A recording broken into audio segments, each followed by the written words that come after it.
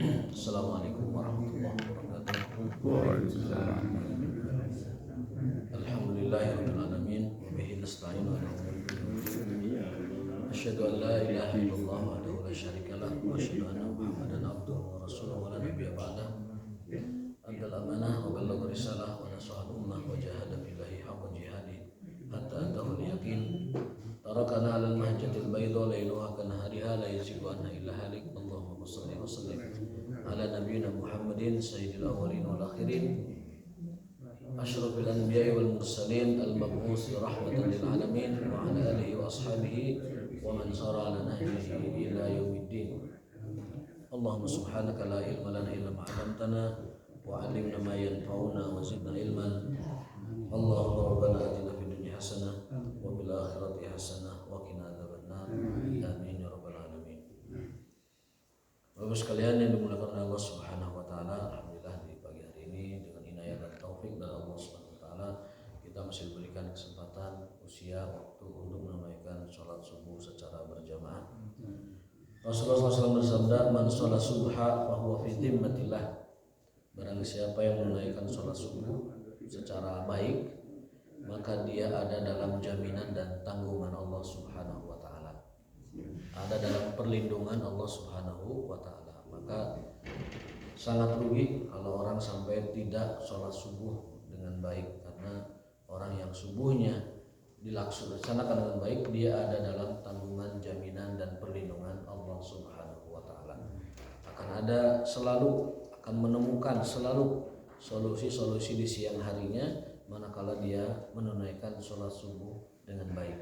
Itu jaminan dan juga tanggungan Allah Subhanahu wa taala. Man sholat subha fa huwa fi zimmatillah.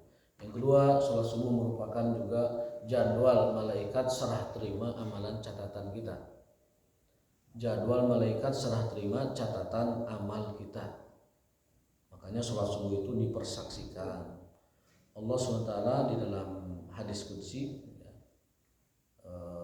bertanya kepada malaikat.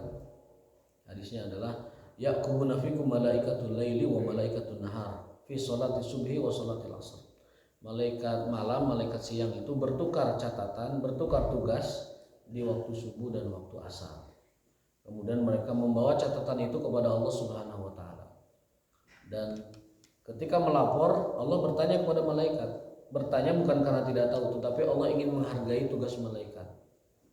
Allah ingin memuliakan hambanya, maka ditanyain. Kita ini ditanyain oleh Allah. Allah bertanya kepada malaikatnya, kaifa taraktum ibadi? Bagaimana kau dapati hambaku? Lalu malaikat menjawab, ya Rabbi, wahai Allah, saat kami datangi mereka, mereka sedang sholat. Dan saat kami tinggalkan mereka, mereka juga sedang sholat. Artinya saat datang di waktu subuh, mereka sedang sholat. Dan saat aku tinggalkan mereka di waktu sholat asar, karena pergantian serah terima catatan amal itu subuh dan asar, mereka pun sedang sholat. Begitu juga malaikat malam, laporannya begitu, ya Allah, saat kami datangi waktu asar sedang sholat. Dan saat kami datangi ditinggalkan asar, datang waktu subuh, dia juga sedang sholat. Maka laporan kita di hadapan Allah oleh malaikat catatannya sholat terus. Itu harus jadi motivasi kita, harus jadi penyemangat kita, bahwa jangan sampai ketika kita ngantuk-ngantukan begitu kemudian dibiarkan, tapi harus ingat motivasi itu. Ini waktunya malaikat ngelapor kepada Allah ini. Jangan sampai ketika dilaporkan kita sedang tidak siap. Gitu. Jadi Allah bertanya, kumaha Pak Dedi, nah, malaikat tuh, Pak Dedi mau sholat asar, subuh lagi enggak. Nah, jadi malaikatnya melapornya dengan baik. Alhamdulillah. Mudah-mudahan itu menjadi motivasi, menjadi penyemangat agar ketika kita mulai malas atau sebagainya, itu diingatkan dengan hadis ini dan segera menunaikan sholatnya dengan baik, sholat subuh dan sholat asar. Itu karena itu dua sholat paling penting, subuh dan asar, di antara sholat-sholat yang ada. Hari ini kita akan melanjutkan kajian hadis Bukhari, yakni bab tentang kemarin itu Bapak saya lupa di sini. Oh ya, ini Hadis ke-843. Bab tentang zikir ba'da sholat. Beberapa hadisnya kita lewati dan langsung ke hadis nanti. Zikir ba'da sholat. An Abi Hurairah radhiyallahu anhu qala ja'a al-fuqara'u ila an-nabi sallallahu alaihi wasallam faqalu dhahaba ahlud dusur min al-amwal bid-darajatil ula wan na'imil muqim yusalluna kama nusalli wa yasumuna kama nasum wa lahum fadlun min amwalihim yahujjuna biha wa ya'tamiruna wa yujahiduna wa yatasaddaqun. Jadi ini orang-orang fakir, orang miskin di kalangan muhajirin, karena sahabat itu tidak semuanya kaya, ada juga yang miskin. Yang kita kenal dengan sebutan ahlu sufah. Jadi ada 40 orang di kalangan sahabat Nabi ini yang kebetulan secara materi kurang beruntung lah, dikatakan begitu, dikatakan begitu. Jumlahnya 40. Itu ahlu sufah disebutnya. Ahlu sufah, orang-orang yang hidup sederhana, yang hidupnya zuhud, mereka tinggal di masjid, kemudian makan minum mereka itu ditanggung oleh sahabat-sahabat yang kaya. Termasuk Rasulullah SAW menanggung beberapa orang yang tinggal di situ. Juga di kalangan muhajirin, di kalangan sahabat Nabi ada juga yang kurang mampu begitu. Datang kepada Rasulullah SAW curhat, ya Rasulullah, pahala sudah diborong oleh orang kaya. Jadi maksudnya sahabat ini protes kepada Rasul bahwa orang kaya sudah ngeborong pahala semuanya. Atuh seep ya Rasul, pahala teh kudu balenghar begitu. Jadi zaman dulu mah iri dan kabita teh ku amal soleh zaman dulu mah. Kalau ningali orang kaya teh teu ningali kekayaan, tidak lihat kayanya, tidak lihat bendanya, tapi lihat amal baik orang kaya lebih banyak daripada kita. Zaman ayeuna mah nyebret teh ku kayana, nyebret teh ku ku bendana, itu keliru. Nabi bersabda, kabita, iri, hoyong kanu boga batur dengan seukur dua yang boleh. Yang pertama kepada ahli ilmu yang bermanfaat ilmunya, mengajarkan kepada yang lain. Yang kedua kita boleh iri, boleh kabita, boleh hasad kepada orang kaya yang dermawan. Ya. Tidak boleh kita iri, tidak boleh kita kabita, tidak boleh kita hasad kecuali kepada dua orang. Yang pertama orang kaya yang dermawan, yang kedua orang alim yang memberi manfaat kepada manusia. Kita boleh iri kepada dua orang ini. Nah, para sahabat datang kepada Nabi curhat, ya Rasulullah, pahala diborong oleh orang kaya. Semuanya mereka lakukan. Kita sholat, mereka sholat. Ya. Kita zikir, mereka zikir. Kita tilawah, mereka tilawah. Sebutkan di sini. Ya. Kemudian mereka memperoleh derajat yang tinggi dengan sedekah mereka. Mereka mendapatkan kesempatan masuk surga Jannatun Naim yang penuh dengan kenikmatan, dan mereka bisa lakukan itu. Mereka haji, mereka umroh, mereka jihad, mereka sedekah. Orang kaya mengaborong pahala semua. Terus atuh kumaha kangge urang sadayana ieu anu kirang mampu. Rasulullah SAW memberikan solusi. Ala uhaddisukum in akhadtum adraktum man sabaqakum wa lam yudrikum ahadun ba'dakum wa kuntum khayra man antum baina dhahranayhi illa man amila mislahu tusabbihuna wa tahmaduna wa tukabbirun khalfa kulli shalah. Kata Rasulullah, kalau kamu ingin menyamai pahala orang kaya dan mengunggulinya, bahkan aku ajari satu resep. Kalian setelah ba'da sholat baca tasbih 33 kali, tahmid 33 kali, dan takbir 33 kali. Bisa dibaca dengan dua cara. Bisa subhanallah 33, lalu alhamdulillah 33, lalu Allah Akbar 33. Bisa sekaligus. Subhanallah walhamdulillah Allahu Akbar, subhanallah walhamdulillah Allahu Akbar, subhanallah walhamdulillah Allahu Akbar. Bisa dibaca sekaligus. 33. Jadi bisa per zikir masing-masing 33, bisa tiga-tiganya sekaligus dikali lipatkan 33. Itu kata Rasul, kalian dapat mengungguli pahalanya orang kaya. Biarlah orang kaya mereka haji, mereka umroh, mereka jihad, mereka sedekah, tapi kalian punya yang bisa menyamai mereka. Apa itu? Ketika setelah sholat baca zikir itu sama dengan pahalanya orang kaya. Itu ceritanya gitu. Nah ternyata kejadiannya tidak sesederhana itu.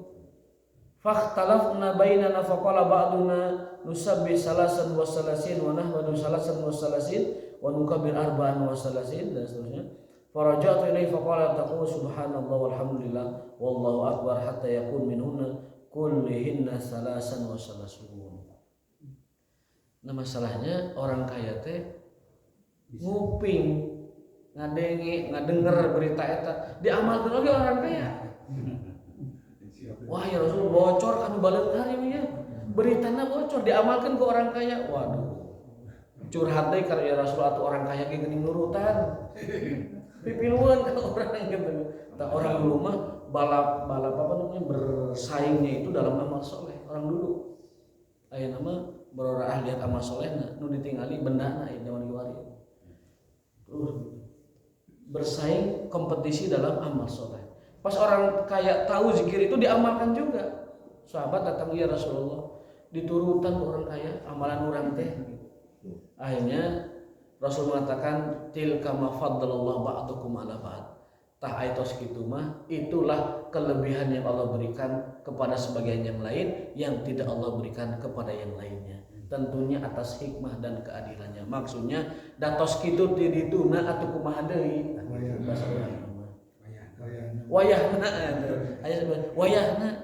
Wayahna gitu.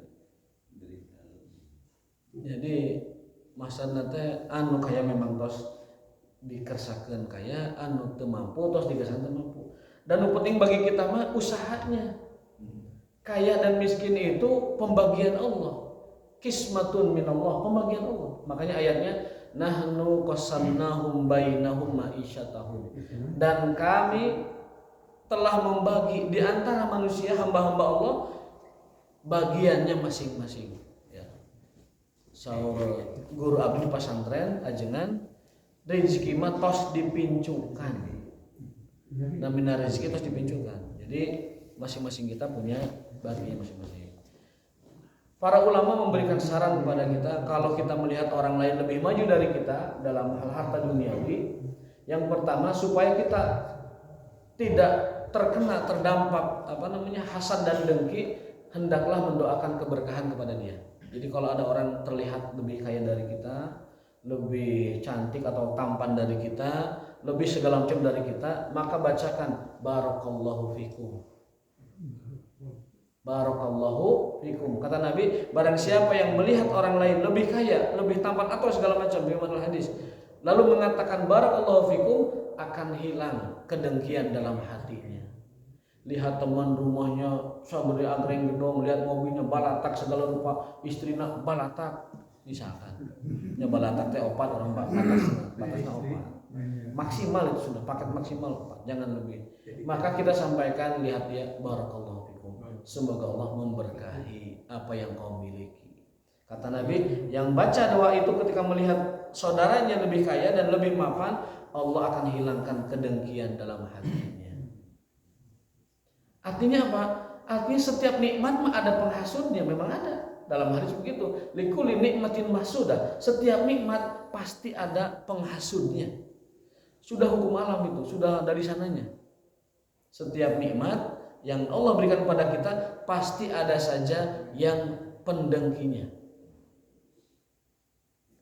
Makanya hasad itu dengan jasad hanya beda titik. Kata Ibnu Taimiyah, hasad dengan jasad beda titik. Artinya di setiap jasad ada hasadnya. Di setiap jasad ada hasadnya, karena dia hanya dibedakan oleh titiknya. Hasadun jasadun. Itu ulama sampai ngebahas begitu. Kenapa jasad dengan hasad dibedakan hanya dengan titik? Karena setiap jasad ada hasadnya. Nu kasep nu geulis aya nu iri pasti, itu pasti itu. Anu kaya yang mampu pasti ada yang iri. Itu sudah sunnatullahnya begitu. Nah, masalahnya Setan dan iblis atau jin itu sering menjadikan hasadnya seseorang menjadi media atau wasilah untuk menyerang dengan namanya sihrul ain. Orang Jawa mengatakan penyakit mata, dalam bahasa Arab sihrul ain, mengenai orang yang kita kagumi tanpa kita sadari, tanpa dia sadari. Kita melihat orang tampan, tidak mengatakan barakallah atau masya Allah tabarakallah. Kalau dalam hadis bisa juga dengan barakallah saja. Artinya apa? Mendoakan keberkahan. Itu jin bisa masuk kepada kagum kita dan menyerang objek yang kita kagumi. Tiba-tiba dia sakit, tiba-tiba dia terjatuh, bahkan tiba-tiba bisa jadi dia mati. Itu namanya penyakit ain. Wal ainu haqqun, dan ain itu benar adanya, kata Nabi sallallahu alaihi wasallam. Lau kana al ainu asbaqu minal qadari, lau kana syai'un asbaqu minal qadari lakana ain. Kata Nabi sallallahu alaihi wasallam, kalau memang ada yang lebih cepat dari takdir, itu ain namanya. Dan itu bisa menimpa orang baik. Di zaman Nabi ada sahabat duaan, satunya kena ain. Dipanggil oleh Nabi, intarajul, kamu sudah mengainnya. Loh kenapa? Saya kan tidak berbuat jahat sama dia ya Rasulullah. Enggak, kamu takjub padanya dan kamu tidak mendoakan keberkahan. Orang yang dikaguminya kena ain, sakit. Akhirnya diobatinya dengan dimandikan dengan daun bidara, sambil dibaca ruqyahnya begitu. Di zaman Nabi sudah pernah terjadi antara dua sahabat yang dua-duanya orang baik gitu. Jadi bisa jadi teman itu mengain temannya gara-gara takjub pada temannya tidak membaca masya Allah tabarakallah. Kita lihat di Arab setiap mobil mewah belakangnya, semewah apapun, Ferrari, Porsche ataupun Lambo, di belakang suka ada masya Allah tabarakallah. Kamu elok mawah, masya Allah tabarakallah. Supaya apa? Saya pernah tanya, Buya, kenapa ditulis seperti ini? Biar nggak kena ain. Jadi pas melihat orang mobil mewah itu langsung terucap masya Allah tabarakallah, biar nggak kena ain. Karena apa? Nabi pernah mengingatkan kita bahwasanya yang paling banyak menyebabkan kematian umatku adalah ain. Kata Nabi SAW, penyebab terbanyak kematian umatku itu ain. Artinya apa? Umatku itu kebanyakan matinya diganggu oleh jin, dikerjain atau dijahatin oleh jin. Baik jin itu suruhan atau dia sendiri yang memang jahat. Bisa jadi mobil normal, tiba-tiba kusi jin dicabut eta kabel remnya, dilesangkeun golosor bareng. Tiba-tiba pandangan kita dibuat buram ketika di jalan, sebret ke pinggir, nabrak pembatas. Bisa jadi kena ainnya di mana, tapi tigulingnya di mana bisa. Bisa jadi kena ainnya di rumah, tigulingnya digentong bisa. Bisa jadi kena ainnya di kopo, tapi terjungkanya di tol. Waliyazubillah. Itu bahayanya ain, dan Nabi sudah mengingatkan jauh-jauh hari. Wal ainu hakun, ain itu memang ada, benar adanya. Kemudian laukana syai'un asbaqu minal qadar lakana ain. Kalau ada yang lebih cepat dari takdir, itu ain namanya. Tapi tidak ada yang lebih cepat dari takdir.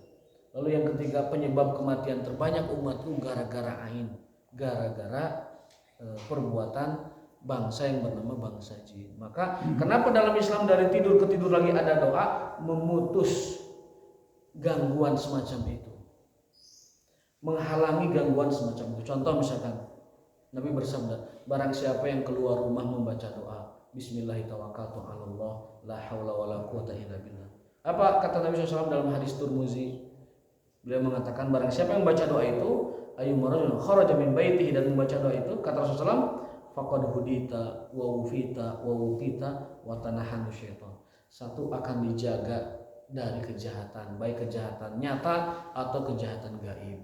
Yang kedua, wakufita, akan diberi kecukupan rezeki oleh Allah Subhanahu wa taala. Yang ketiga, wahudita, akan diberi petunjuk, diberi arah supaya tidak nyasar di jalan. Diberikan longkrang, diberikan kalau ada macet, diberikan solusinya. Ada saja kemudahannya. Itu orang yang keluar rumah membaca Bismillahirrahmanirrahim, la haula wala quwata illa. Yang terakhir, wa tanaha anhu syaitan, dan setan akan menghindar darinya. Setan teh nyinglai, setan teh minggir dari dia. Kalau dia keluar rumah membaca Bismillahirrahmanirrahim, la haula wala quwata illa billah.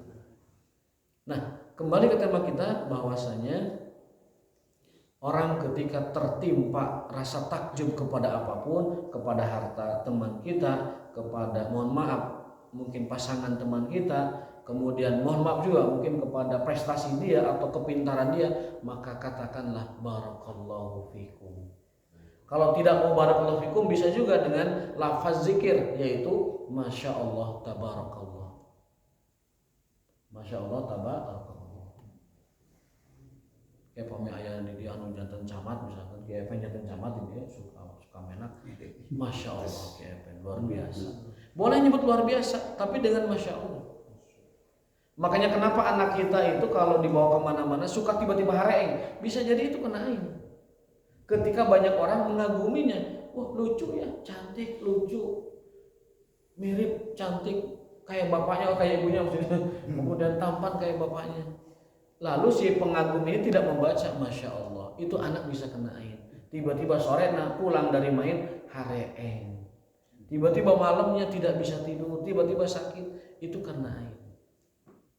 Itu karena ain. Para ulama menyarankan anak kecil itu tidak usah dibawa-bawa ke media sosial, khawatir ada yang mengenainya dengan ain.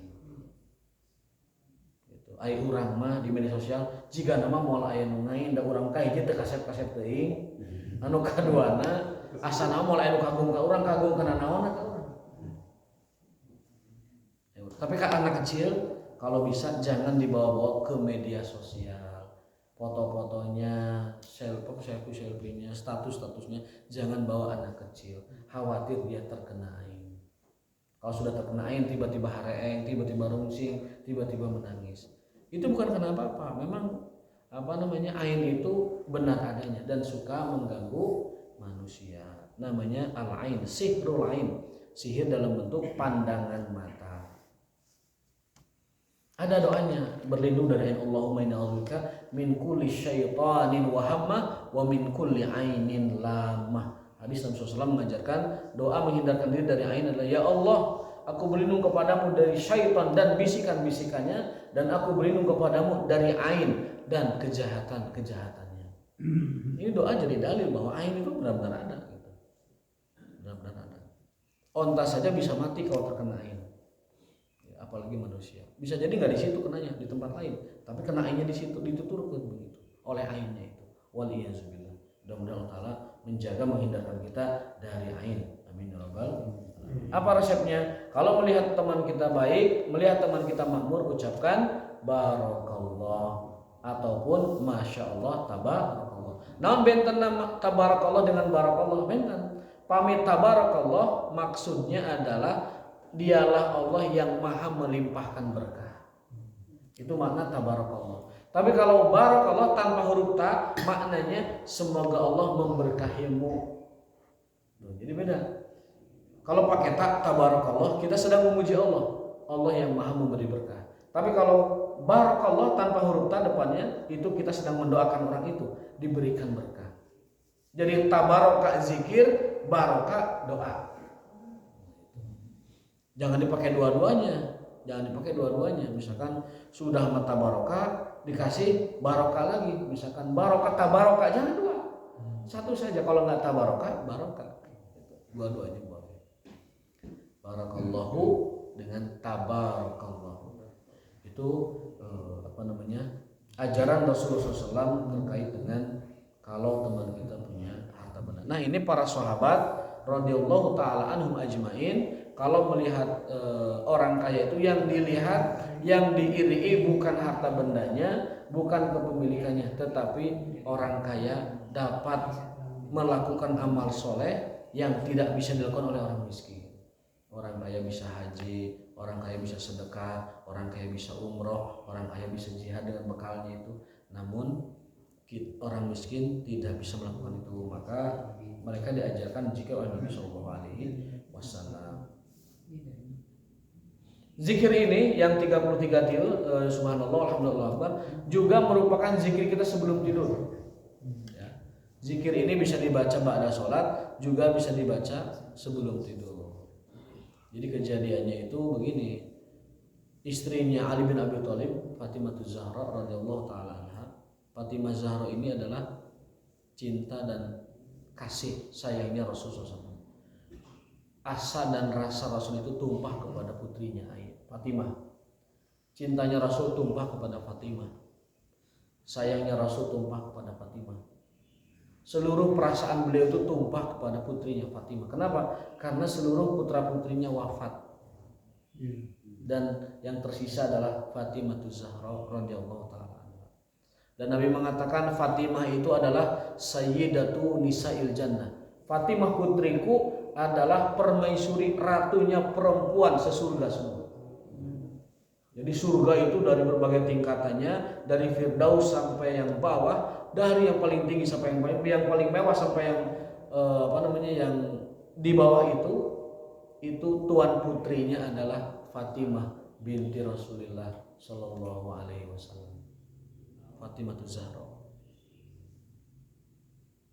Namun tetap karena beliau juga manusia, curhat ke abahnya, mun bahasa orang nama abah, bahasa orang Betawi nama beh, gitu kan. Mun Sunda nama apa gitu. Kalau Koreanya opa, gitu.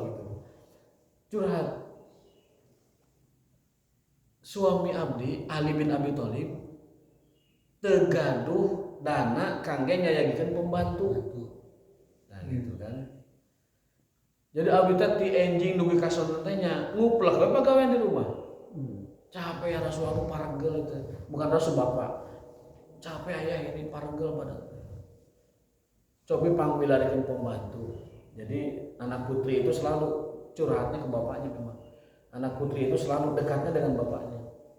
Anak putri itu kalau bahasa anak sekarang itu ya cinta pertamanya adalah bapaknya. Anak perempuan itu cinta pertamanya adalah bapaknya. Maka Rasul sangat memuliakan putrinya itu. Kalau Fatimah datang dari luar bertamu kepada rumah bapaknya Fatimah, ketika buka pintu, Rasul kegiatan apapun langsung berdiri dan menyambutnya. Kemudian merangkul dan menciumnya. Fatimah itu baru ada di pintu langsung disambut. Rasul berdiri dan menyambutnya. Tingali ayeuna, kolot ayeuna. Putra putri pulang di sekolah, pulang di luar, hari-hari wae nonton TV, trek remote. Anaknya masuk, tidak disambut. Kalau kita ngikuti sunnah Rasul, anak datang sambut. Berdiri sambut di pintu. Itu yang Rasul lakukan kepada putra-putrinya, terutama Fatimah Zahra radhiyallahu taala. Kita makan hari-hari. Anak datang teh hari-hari saja. Iya. Nyokot orang itu mam itu. Sangu aya asak gitu. Cai aya sok gitu. Bisa salat sare gitu.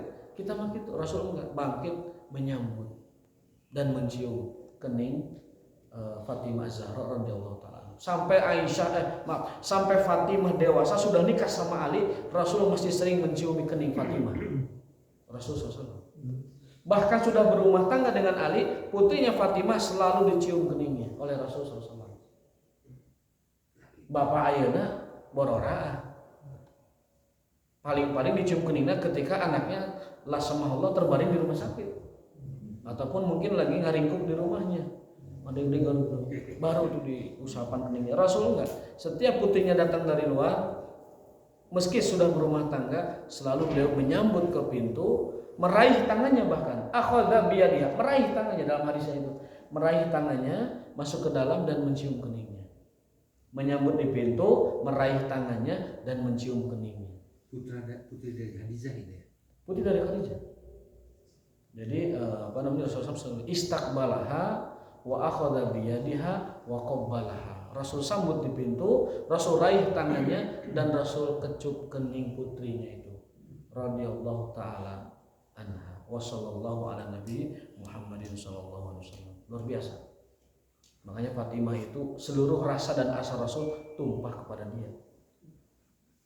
Dan Rasul menyebutnya Fatimah adalah permaisuri surga seluruhnya. Sayyidatu nisa'i ahlil jannah. Zahra itu kan bunga ya? Bunga, Zahra itu bunga, gelaran untuk beliau. Untuk membedakan mana Fatimah yang biasa, mana Fatimah yang lain. Karena ibunya Rasulullah setelah Aminah kan Fatimah, suaminya Abu Thalib, Fatimah namanya. Gitu. Jadi membedakan ini Fatimah suami pamannya berarti ibu Fatimah itu membedakannya. Kalau Fatimah putri Rasul dalam sejarah ditulisnya dengan Az-Zahra, supaya beda antara Fatimah binti Rasulullah dengan Fatimah istrinya Abu Thalib. Dan Rasul memanggil Fatimah istri Abu Thalib dengan sebutan ibu. Ibu Fatimah nyebutnya ibu. Jadi di dalam tradisi Arab itu kadang sebutan ayah itu abun itu tidak harus abun secara biologis. Umun juga sama, bisa jadi itu umun secara biologis ataupun non biologis. Tapi kalau walidun dengan walidatun itu pasti biologis. Jadi beda antara abun dengan walidun dalam bahasa Arab. Kalau abun itu bapak, bisa bapak biologis, bisa bapak non biologis. Artinya bisa jadi bapak angkat, bapak asuh. Tapi kalau walidun, walid, abil walid, sayyidil walid dan segala macam, ini pasti bapak biologis. Dalam bahasa Arab begitu. Makanya ada ayat wa 'alal mauludi lahu rizquhunna wa kiswatuhunna bil ma'ruf. Ayah itu sebutannya walid di sini, maulud lahu. Ayah yang punya maulud, yang punya anak itu bertanggung jawab atas pakaian dan nafkah anaknya. Maka Bapak sekalian, menyusui anak, nyusuan budak, pagawean, tugas tanggung jawab bapak. Nah, nyusuan budak tanggung jawab bapak, sanes ibu.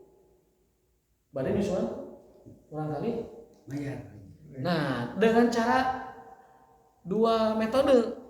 Bisa dia nyuruh istrinya menyusui anaknya, dia belikan susunya. Dia belikan perbekalan supaya menyusuinya itu nyaman. Suruh istrinya dan dia kasih uangnya. Atau nyuruh wanita, ibu-ibu yang biasa menawarkan jasa susuan. Zaman dahulu ada, zaman sekarang tidak lumrah. Ibu persusuan. Di zaman Nabi SAW, kalau bulan tertentu itu ibu-ibu dari perkampungan itu datang ke kota. Datang ke kota menawarkan jasa persusuan. Ya. Waktu Nabi SAW masih bayi, itu ibu-ibu datang ke kota itu mencari bayi-bayi yang mau disusui, diupah begitu ya. Nah, Rasulullah SAW itu ketemunya dengan Ibu Halimah dari kampung Bani Sa'ad. Maka kita menyebutnya Ibu Halimah Sa'diyah karena itu Ibu Halimah berasal dari kampung Bani Sa'ad. Kita gelarinya Halimatus Sa'diyah. Beliau yang menyusui Nabi, yang merawat Nabi hingga usia, dalam riwayat 4 tahun, dalam riwayat lain 6 tahun. Jadi bangsa Arab punya tradisi anak kecil itu disusui di kampung di sana. Kemudian tujuannya apa? Biar bahasanya santun, biar ototnya kekar karena hidup di pegunungan, biar juga tidak terkontaminasi lingkungan kota. Ya, jadi dari kecil dititipkan di sana. Nah, jasa persusuan zaman sekarang sudah nggak ada, udah nggak ada. Jadi tinggal berarti ini para suami ini yang berkewajiban nafkahi anaknya termasuk susunya, memberi bekal yang cukup kepada istrinya. Sekali lagi, nyusui itu tanggung jawab bapak.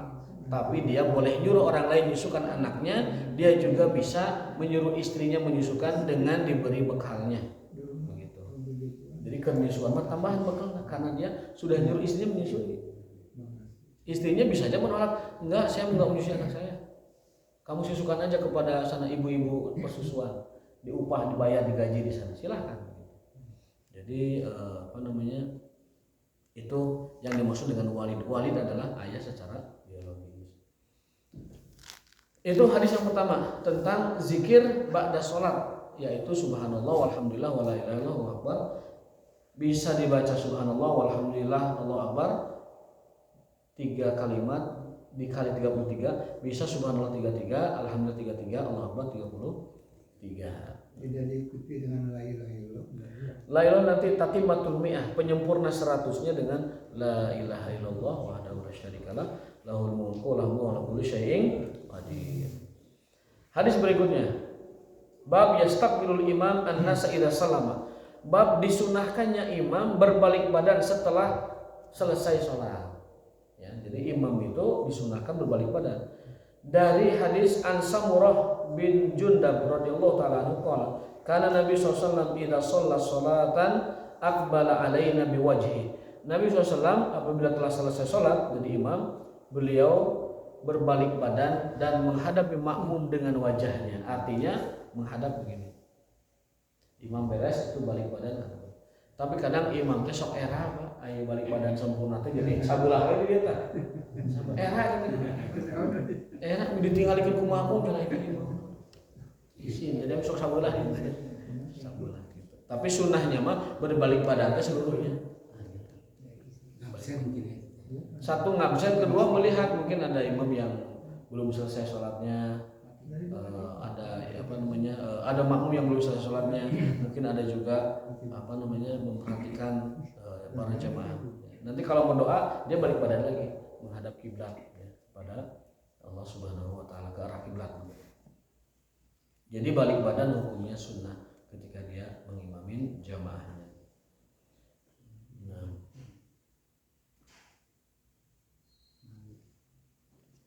Nah, kita lanjutkan hadisnya adalah.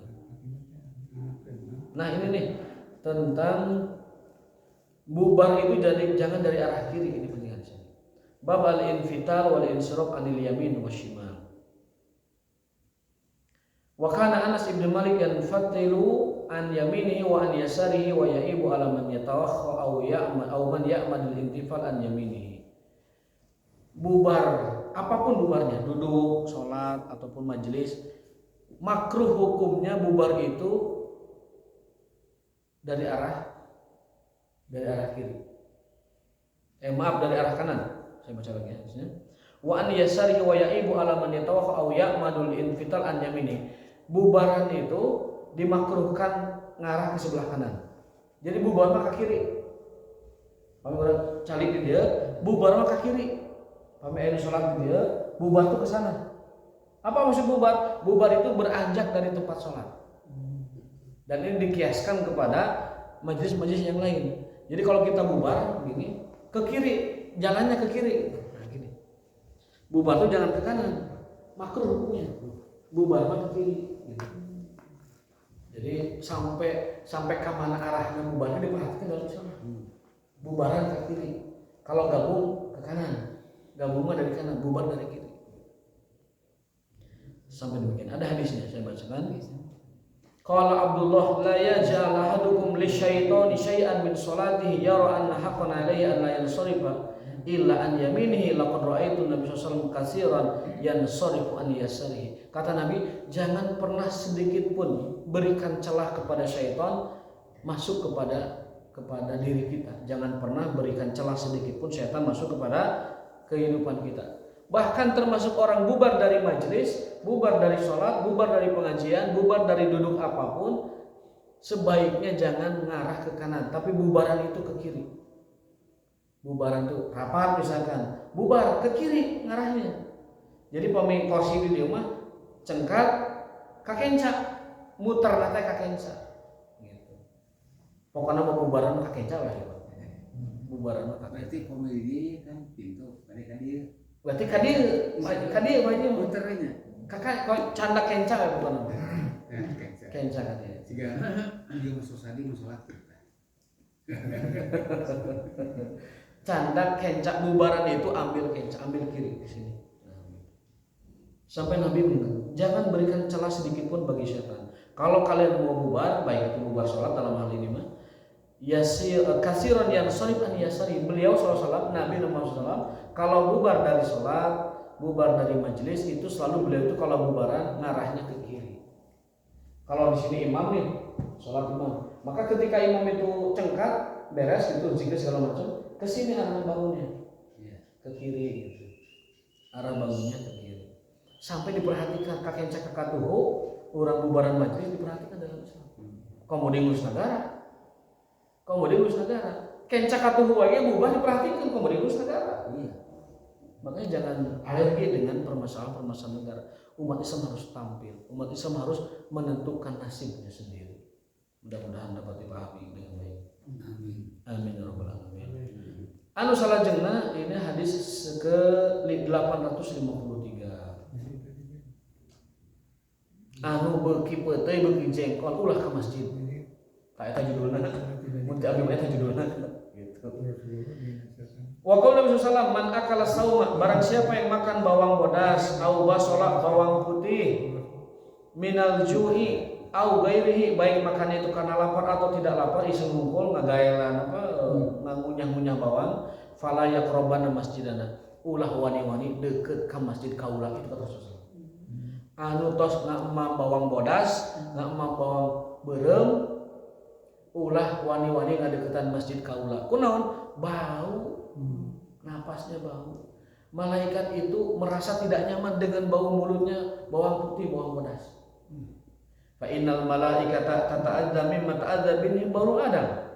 Malaikat sesungguhnya tersakiti, merasa tidak nyaman manakala ketika ada ibadah sholat ada mulut yang keluar dari mulutnya bau bukan bau naga, bau bawang bodas, bawang beureum.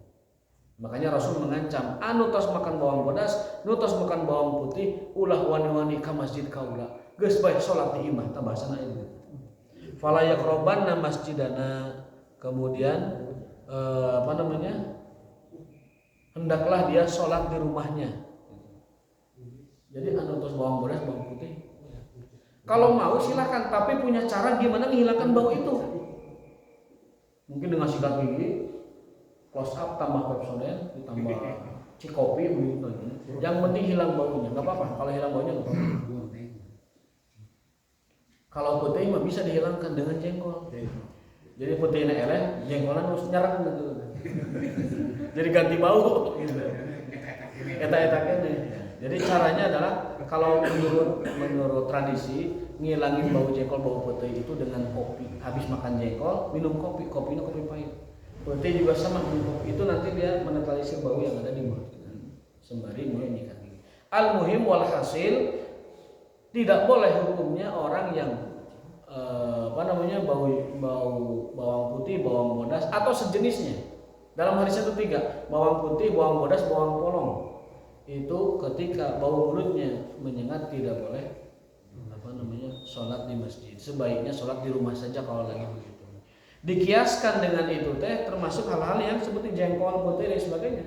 Itu baunya adalah menyerang. Sebaiknya tidak mendekati masjid-masjid Allah Subhanahu wa ta'ala. Kenapa? Karena pertama dia menyakiti jemaah yang lain, yang kedua menyakiti malaikat juga. Malaikat dibuat tidak nyaman dengan bau seperti itu. Man akala, barang siapa yang makan min hadhi syajarah, dari tumbuh-tumbuhan ini yaitu bawang bodas, bawang beureum, fala yaqrabanna, jangan sekali-kali mendekati masjidana, masjid kami. Bawang beureum ada. Bawang beureum ada. Bawang beureum masuk. Bawang beureum, bawang bodas, bawang polong. Al-basol, as-saum, al-karot. Karot itu bawang polong. Bawang polong juga nyerang gitu kalau kita makan. Kamu di tambulan juga kalian cima. Wah itu. Itu kan bawang putih bungkus. Bawang putih, bawang merah sama. Bawang bombay juga sama. Dan sejenisnya ya. Bawang beureum, bawang beureum. Bawang putih nyerang, bawang bodas nyerang, daun bawang nyerang sama. Jadi yang mengganggu aja lah bau. Jengkol putih kan. Kalau mau nanti setelah sholat, silakan. Mau 2 papan, 3 papan mah jengkol 2 kilo mah enggak, silakan. Setelah sholat, badai sholat mah wayahna jengkolan, puputeuyan, bawang-bawangan, polong-polongan dijaga dulu, ditahan dulu. Karena Rasul tidak mengizinkan itu dilakukan ataupun dimasukin masjidnya oleh orang yang baru makan bawang beureum, bawang bodas. Tapi kalau masaknya bagus, tidak ada baunya, mungkin berbeda hukumnya. Karena dulu mah yang namanya bawang bodas, bawang beureum itu ditambul. Jadi roti dikeut, bawang bodas, bawang beureum dicoel dengan ada dagingnya, dicoel begitu, dimakan. Jadi nyerang baunya. Zaman sekarang kan dimasak, diolah. Kadang-kadang mungkin tidak tercium baunya. Yaitu kembali kepada kita lah, gimana lihat. Kalau bau-baunya sudah nggak ada, sudah hilang, maka itu Acar mentah. masih nyerang kalau acar, karena kan dia bawangnya mentah kan, ditambah. Terutama yang lagi terapi apa ya? Ada orang yang suka 6 bulan bawang bodas gitu. Ya. Ada karena dia terapi. Nah itu sebaiknya mah kalau lagi terapi itu diminum, dimakannya setelah sholat, jangan sampai dimakan minum setelah. Karena kalau bawangnya itu langsung nyerang ke makmum yang lain, jangan sampai mengganggu ibadahnya orang lain. Bahkan Nabi Muhammad sama sekali tidak makan itu, dan beliau mengatakan wakul sok pek we daharan eta bawang bodas, bawang putih. Fa inni unaji man la tunaji, karena aku selalu bermunajat dengan zat yang kalian tidak bisa munajat dengan dia. Jadi Nabi mah khusus bagi dirinya sama sekali tidak mengkonsumsi bawang bodas, bawang beureum. Apa kata Nabi? Karena aku selalu bermunajat, selalu berkomunikasi dengan Allah Ta'ala yang tidak kalian bisa lakukan. Gitu. Jadi khusus beliau. Itu kekhususan beliau. Kita mah tidak diharamkan, hanya saja dicegah untuk tidak memakan sebelum sholat. Kalau Nabi mah sama sekali tidak makan itu. Karena apa? Karena aku selalu munajat dengan Tuhan. Aku selalu munajat dengan Tuhan, sehingga tidak pantas kalau aku sedang munajat ada bau seperti itu. Mungkin itu cukup ya hari ini kita bahas tentang hukum bawang putih dan bawang merah ketika masuk ke masjid. Jadi kita di hadis 856, insyaallah berikutnya hadis yang ke-857. Satu bahasan lagi beres bab ini. Kita nanti bab masuk ke bab berikutnya. Wallahu ta'ala bisawab, wallahu ta'ala bi taufiquna illa billah.